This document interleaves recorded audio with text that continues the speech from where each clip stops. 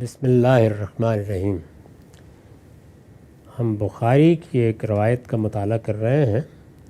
یہ معراج کا رویا ہے، یعنی رسالت مآب صلی اللہ علیہ وسلم کو جو رویا دکھائے گئے، جن کو عام طور پر معراج یا اسراء سے تعبیر کیا جاتا ہے، ان میں ایک وہ ہے جس کا ذکر قرآن میں ہو گیا ہے، یہ دوسرا ہے جس کا ذکر حدیث میں ہوا ہے۔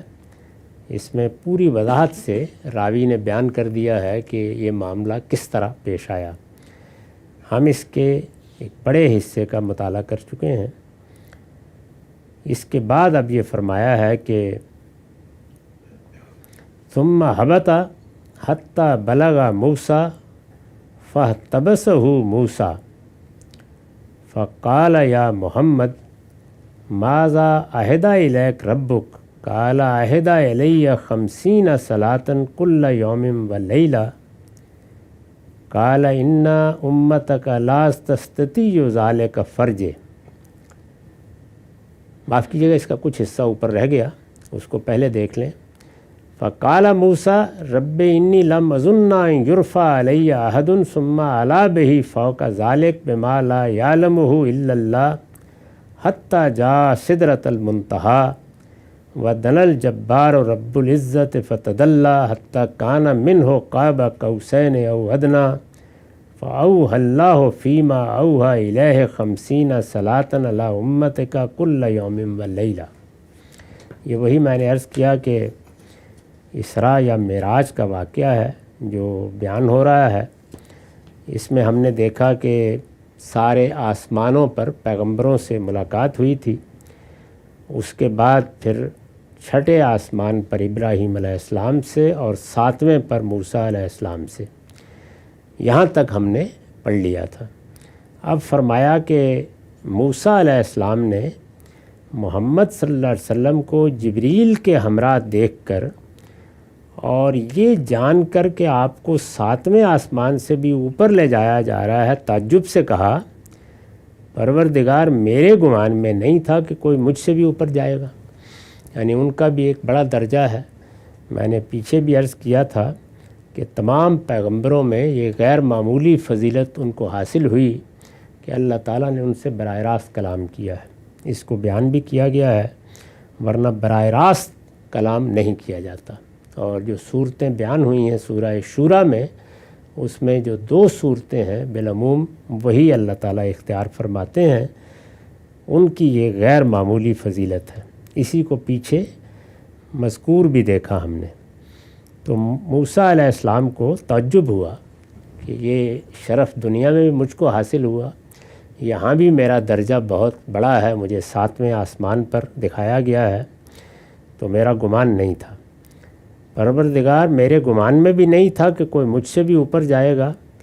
پھر جبریل آپ کو اس 7ویں آسمان سے بھی اوپر ان بلندیوں کی طرف لے گئے جنہیں اللہ کے سوا کوئی نہیں جانتا، یہاں تک کہ آپ سدرۃ المنتہی پر پہنچ گئے۔ اس کے بعد رب العزت آپ کے قریب ہوئے اور آپ پر جھک گئے، یہاں تک کہ 2 کمانوں کے برابر یا اس سے کچھ کم فاصلہ رہ گیا۔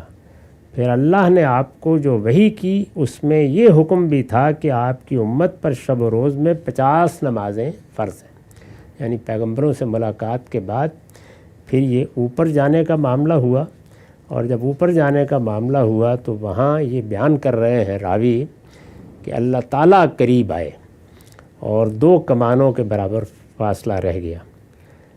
یہ قرآن کے خلاف ہے بات۔ قرآن مجید نے یہ بات جبریل امین کے بارے میں بیان کی ہے۔ یہ صاف معلوم ہوتا ہے کہ یہاں راوی نے قرآن کے اس بیان کو اور اس رویا میں جو واقعات پیش آئے ہیں ان کے بیان کو خلط ملط کر دیا ہے۔ قرآن مجید کی سورہ نجم میں یہ بات بیان ہوئی ہے بڑی تفصیل کے ساتھ، اور یہ بھی بیان ہوا ہے کہ وہ معاملہ ہے، یعنی سدرۃ المنتہی کو آپ کے لیے کھول دیا گیا، اور جبریل کے بارے میں یہ الفاظ کہ 2 کمانوں کے یا اس سے کچھ کم و بیش فاصلہ رہ گیا، یہ قرآن کے الفاظ ہیں، تو وہاں جبریل کے بارے میں بیان ہوئے ہیں۔ تو اس پر میں نے کچھ چیزوں کی طرف توجہ دلائی ہے۔ اس میں ایک تو یہ وضاحت ضروری ہے کہ جب یہاں سے کائنات کا تصور دلایا جاتا ہے تو قرآن سے یہ معلوم ہوتا ہے کہ ایک تو یہ کائنات ہے جو ہماری ہے، جس کی وسعتیں اب ہم ناپنے کی کوشش کر رہے ہیں، لیکن وہ ہمارے حدود سے نکلتی جاتی ہے، اس میں نوری سالوں کے فاصلے ہیں، اس میں اربوں کی تعداد میں کہکشانے ہیں، تو یہ گرفت میں نہیں آتی، بہت وسیع کائنات ہے۔ قرآن نے یہ کہا ہے کہ جیسے اس کائنات کا دائرہ ختم ہوتا ہے تو ایک دوسری شروع ہو جاتی ہے، تو دوسری کا دائرہ شروع ہوتا ہے، پھر تیسری شروع ہوتی ہے، تو اس طرح اس کے بعد 6 اور بھی ہیں۔ یہ خود قرآن مجید نے بتایا ہے، اس میں بلکہ الفاظ بھی ہیں کہ طباع کا ایک کے بعد دوسری آتی چلی جاتی ہے۔ تو یہ 6 کی 6 جو کائناتیں ہیں، اور یہ ہماری ملا کے 7، انہی کو 7 سماوات قرآن جگہ جگہ کہتا ہے۔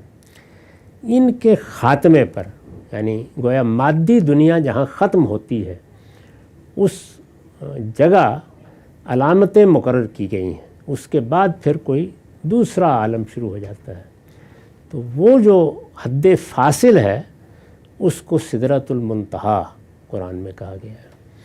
یعنی اس کی حقیقت تو ہم نہیں جانتے، لیکن یہ بتایا گیا ہے کہ جس طریقے سے ہم اپنی سرحدوں پر بعض اوقات پتھر نصب کر دیتے ہیں کہ یہاں یہ معاملہ ختم ہو گیا اور یہاں سے آگے اب دوسرے ملک کی سرحد شروع ہو رہی ہے، تو یہ جب 7 کی 7 کائناتیں ختم ہو جاتی ہیں تو وہاں پر جو ایک حد فاصل قائم کی گئی ہے وہ گویا عالم ناسوت اور عالم ناہوت کی حد فاصل ہے، یہ اس مادی دنیا کی اور اللہ تعالیٰ کا جو اپنا عالم ہے اس کی حد فاصل ہے۔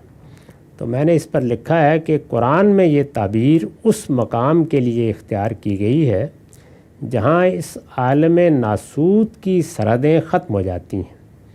سدرہ بیری کے درخت کو کہتے ہیں۔ اس تعبیر سے معلوم ہوتا ہے کہ بیری کا یہ درخت عالم لاہوت اور عالم ناسوت کے درمیان ایک حد فاصل ہے۔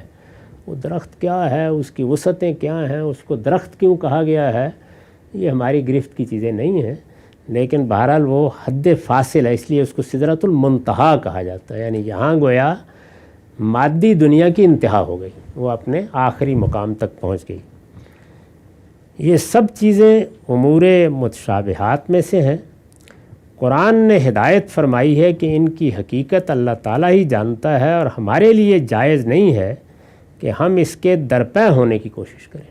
بس جتنی معلومات دے دی گئیں وہ کافی ہیں، لیکن وہ معلومات یہ دی گئی ہیں کہ 7 کائناتیں ہیں، ان سب کو جب پار کیا جاتا ہے تو پھر ملائے اعلیٰ میں داخل ہونے کے لیے ایک حد فاصل ہے، وہاں پر بیری کا ایک درخت ہے، اسی کا تذکرہ آپ کو سورہ نجم میں بھی ملے گا۔ اس میں بتایا گیا ہے کہ جب اس کا مشاہدہ رسول اللہ کو کرایا گیا تو اس پر تجلیات و انوار کی بارش ہو رہی تھی، یکشا ما یکشا، اسے الفاظ میں بیان نہیں کیا جا سکتا۔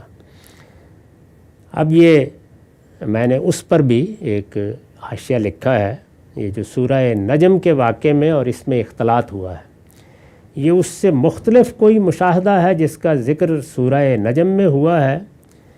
وہاں قرآن کے اسلوب سے واضح ہے کہ جو کچھ ہوا وہ اسی زمین پر اور بیداری کے عالم میں ہوا، وہاں یہ بتا دیا گیا ہے، اور اس میں 2 کمانوں کے برابر یا اس سے کم فاصلہ بھی اللہ تعالیٰ سے نہیں بلکہ جبریل امین سے رہ گیا تھا، یعنی جبریل کو دیکھا، جبریل ہی سے ملاقات ہوئی۔